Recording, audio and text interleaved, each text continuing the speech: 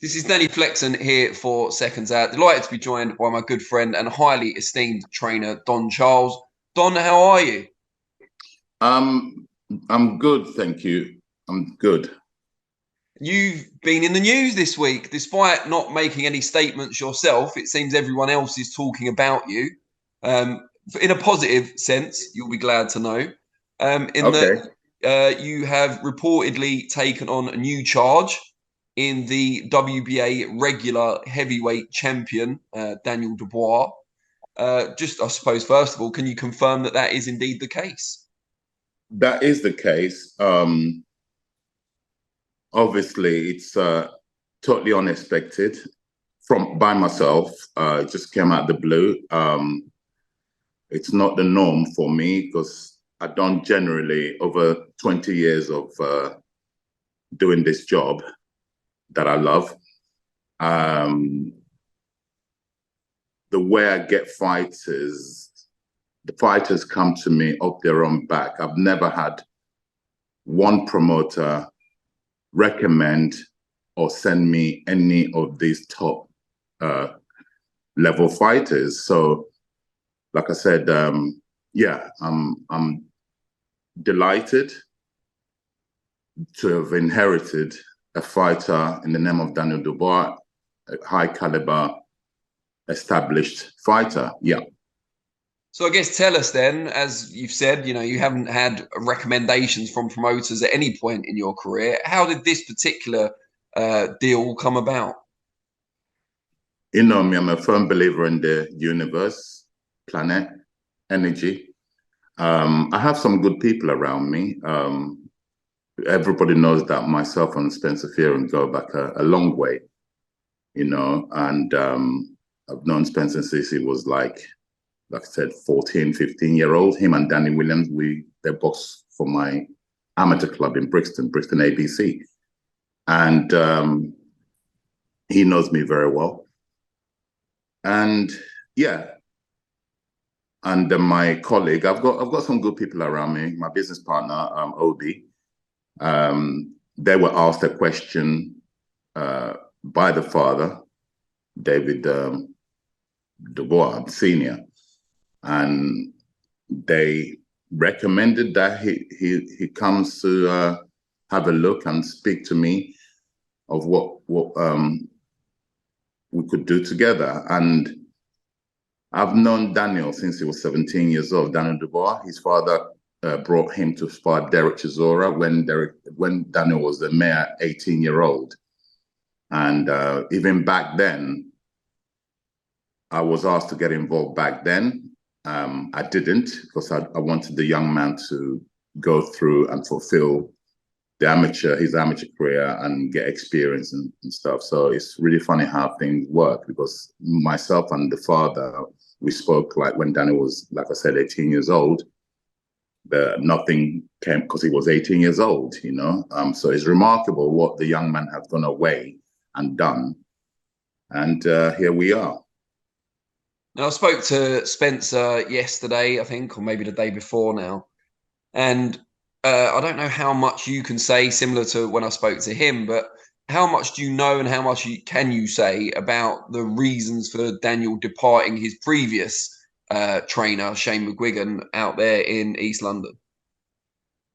Right. Like I said, do you ever watch I'm old school, so I always give you answers how other people won't do it because I'm old. I've seen a lot and heard a lot. Do you ever watch the program 40 Towers? Yeah, yeah, of course. I guess I'm Yeah. old too. What's the character? John Cleese, isn't he? Basil Fawlty, played by John Cleese, yeah. Correct. And his sidekick was a chap called Emmanuel, who played Emmanuel, the waiter. And well, yeah. And his favorite saying, from the question you just asked me, I know nothing. So that's all I have to say on that question you just asked me. Fair enough. What I do want to ask though is Daniel has obviously been to a number of amateur gyms in his unpaid career. You will be his fourth or fifth professional trainer, depending on how you calculate those numbers. Is that a concern of yours at all? Not just with Daniel, but if any fighter came to you with that record that he hasn't settled anywhere else? Well, there's a pattern there, obviously, but I'm not exempt from that happening to myself. You don't go into anything like this and, oh, you know, because of the previous changes, that it won't happen to me. No, like I said, nobody's exempt from that, including myself. All one can do is perform, get results, and it's like being a football manager. If I could give that as an example, you know, you get jobs, you get top jobs, and if you don't deliver for whatever reason, then you get fired. So there's no difference to this. You know, it is a tough one. But I'm not. That's not that. You don't focus on things like that. Don't worry about that. And if I may add, Shane is a very, very good friend of mine. I don't have many friends in boxing, coaches that I confide in. Shane is one of them. Graham Everett is the other friend coach that I have. Yeah.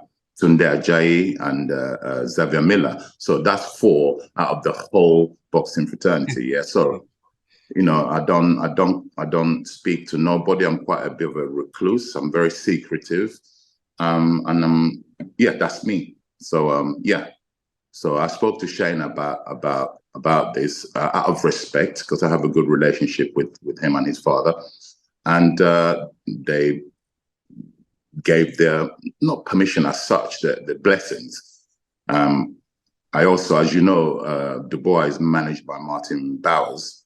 In fact, the first call I made when this looked likely, because we had a trial period where I said to the father, I want you to, let's do a trial period so that Daniel will tell you, the father, yes, he likes the few things I've said I could deliver for them.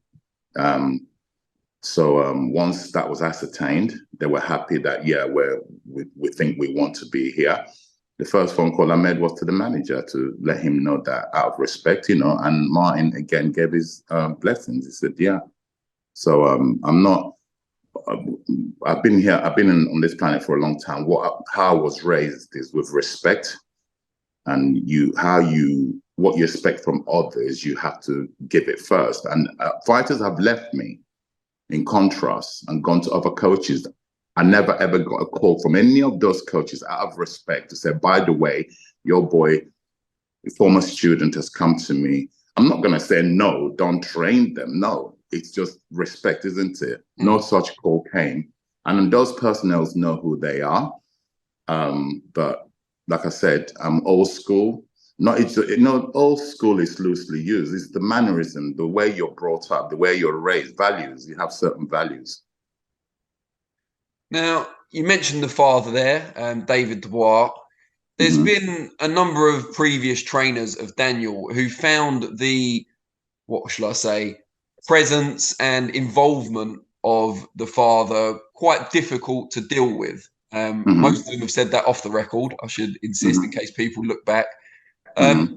How do you anticipate yourself managing that situation? How involved do you feel he will be?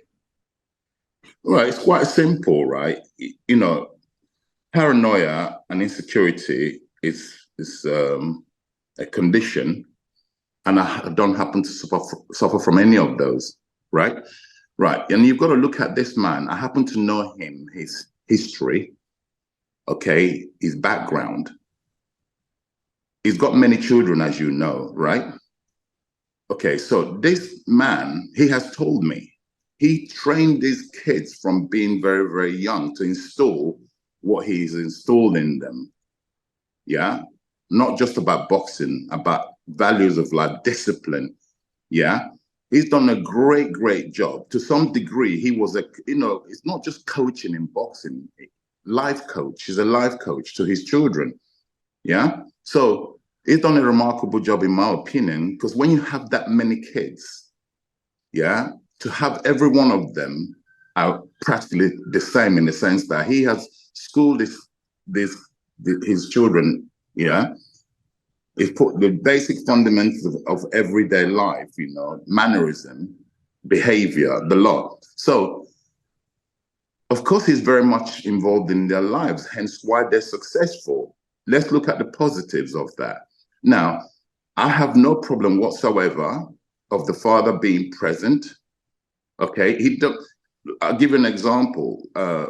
We've been together for 3 weeks, basically, drilling. Like I said, it was a trial period to make sure that both parties are happy. Myself, I had my findings to make sure, can I do this job? Can I give this kid what I believe I can add to what all the other previous coaches have done? And I must tell you that the kid brings a lot to the table. The other coaches have done magnificent, in my opinion, because I've inherited practically a ready-made fighter. Like I said to you earlier on in the beginning of this interview, I've not ever, with the exception of Frank Bolioni, Dereck Chisora is an ABA winner, okay, whom gave me the entrance to boxing. I haven't, in 20 years, that's poor, gotten a fighter in the caliber of Daniel Dubois. So I have no problem whatsoever of the father's involvement. For the last 3 weeks, we've been doing the trial to identify that I am happy to take the job on, and they're happy with me based on what they've seen I can do. No, I have no issues whatsoever. There's trust, trust has to develop. I have no issues whatsoever. And, this guy, like I said, the father's done a great job. So why should they not be involved? You could liken this to those of the Williams sisters, the tennis players. Their father was their initial coach, and look what they went on to do in their profession, in the tennis world. And, we can't exclude the fathers who are very interested. The father, he's really invested a lot of time into these children, and he protects them. And why not? That's what every father should do. So, I have no issues whatsoever. Now, you said you wanted to take that trial period to assess what you could add to what was already there in Daniel Dubois. Speaking to Spencer a couple of days ago, he suggested footwork was quite a key part that you'd be able to help improve. He actually referenced what a great dancer you are, which was interesting in itself because I've been trying to visualize it since. But yeah, can you let us know what you feel you can add to the Dubois package as it is? Well, I'm not going to start giving you, I'm going to do this, I'm going to do that, I'm going to do this. Yeah. As you know, we've got, if it's confirmed, I'm still, I have to speak to the manager. I'm not at liberty to disclose certain things. If it turns that the massive fight that's looming, if that materializes, then it's not right for me to start saying to you, I'm going to do this, do that. No. I'm going to hold that to myself, if you don't mind, and proof's in the pudding. So therefore, having said that, I've got a very, very short window.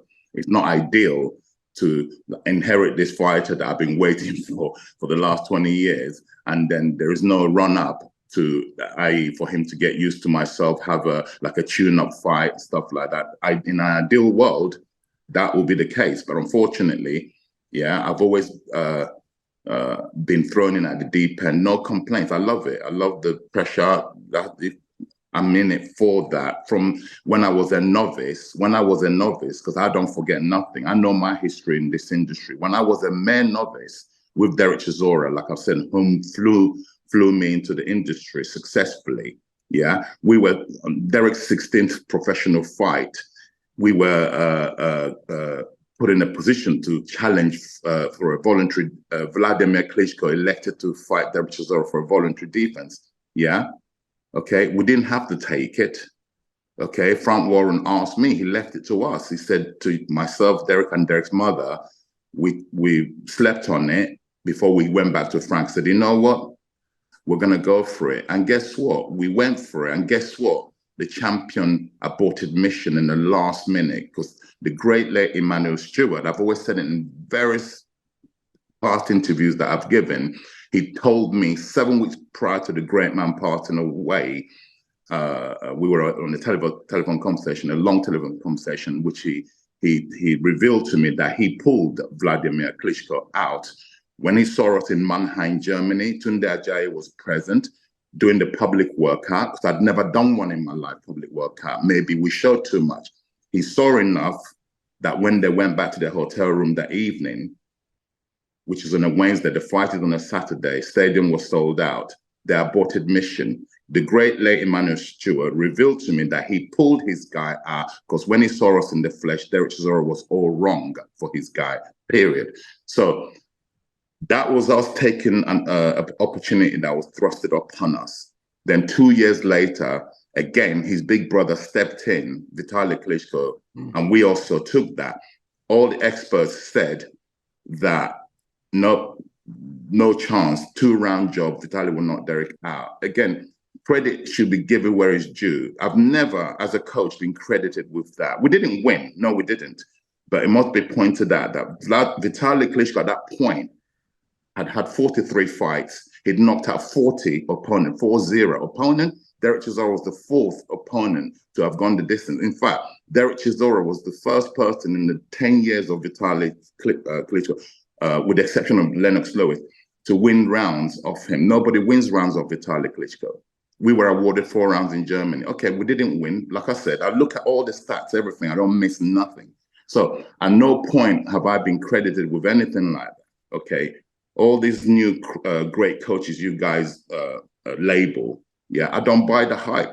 I don't believe the hype of any of these, because I know me. I know who I am.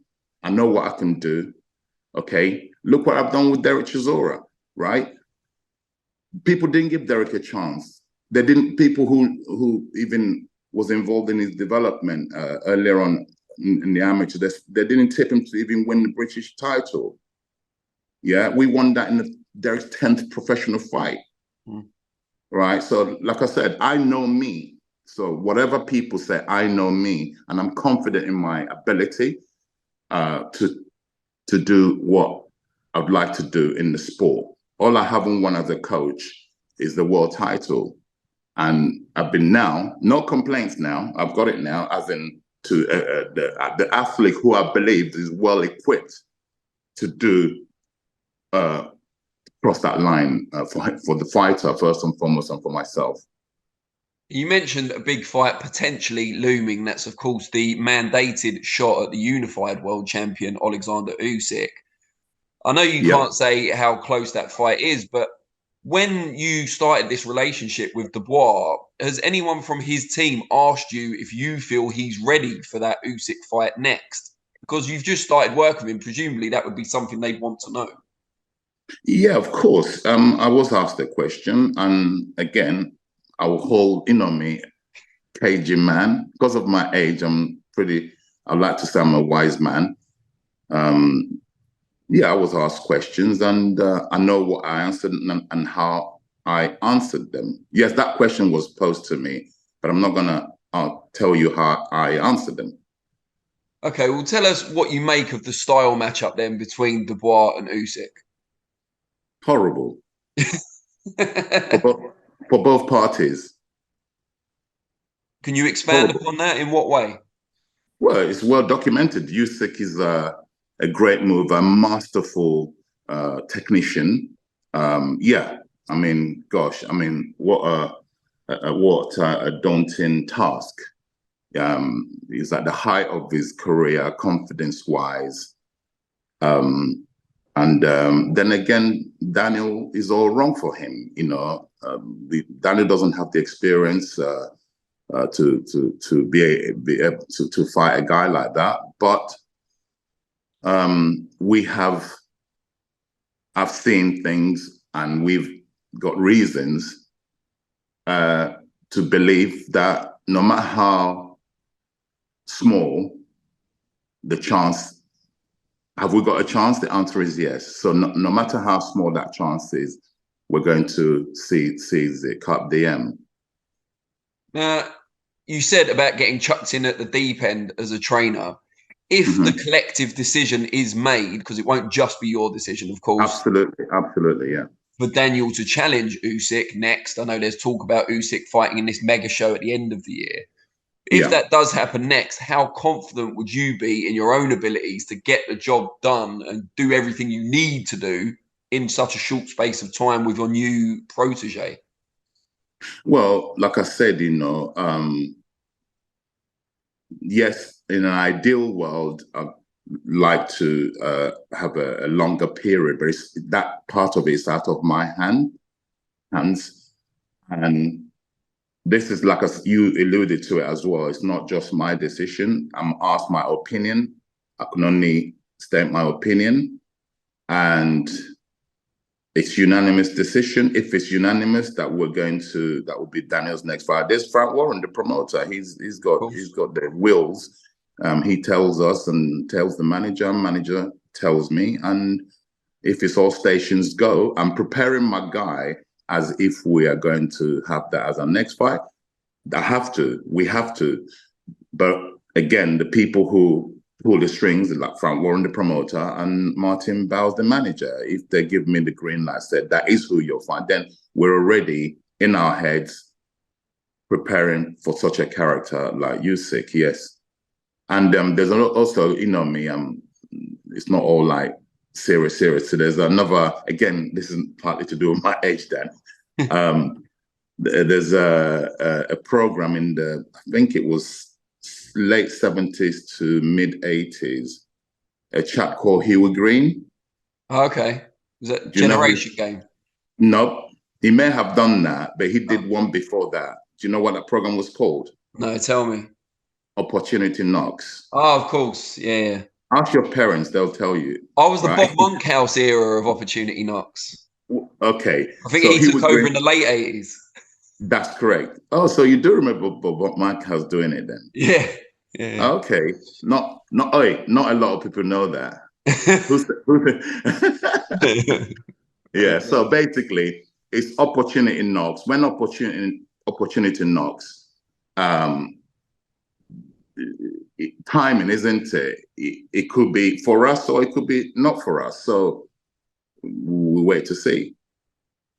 And do you ever kind of feel you've got some bad luck in the sense that you got your world title shot with Chisora, but it's against Tyson Fury? You may get one with Dubois against Usyk. Are you ever going to get like an easier world title fight? No, everyone, all my life, even away from boxing, all my life, it's always come anything I've ever gotten in my life has always come the hard way. And I like it. I like it. I like that pressure. I thrive on that pressure. I love being an underdog. And Dereck Chisora was an underdog when we went to Finland to fight Robert Helenius, who was absolutely brutalizing everybody at that point. And I think you must have seen the fight for a European title. We were denied that. We won the fight, and Dereck was denied the win. And we still came back a couple of years later and won European title. But nevertheless, when we went to Finland, except for myself, Dereck Chisora, and my immediate team, Tunde was also with me for that journey. We went to Finland and smashed up Robert Helenius, and he was never the same man again. And look, I get angry because all these experts, they seem to know better than the actual people who train these fighters. Okay, and again, I don't blame them. For whatever reason, their biased comments and they got their favorite boys. I'm not one of them. I'm a man, so therefore, please keep making me the underdog because it makes some people crumble under that sort of pressure. I thrive on it. And I was born to do this. And just before I let you go, we mentioned Dereck Chisora a few times already in this interview. Have you had much contact with him recently? Do you know what his plans are in terms of his career? Right. Not only is Dereck a fighter that I train or have trained, he's also a friend away from boxing. Yeah, I spoke to Dereck yesterday and day before. He's my friend. He's my son. He's also happens to be a boxer that, like I said, I owe him my professional life because he gave me entrance to the boxing world. And what that young man has achieved for himself and myself, he changed my life, man. Right? So irrespective of whether I'm training him in boxing or not, we're friends. I'm his uncle. He calls me uncle. Yeah. So again, I don't know. This is honest. I don't know what Dereck wants to do, and I'm not at liberty to disclose what we've said, because it's not down to me. It's down to him. Brilliant. All right. Well, I appreciate that, Don, and good luck on this new journey. Can't wait to see how it unfolds. Thank you, Dan. Have a blessed day. And you, Don. Take care. Take care. Bye.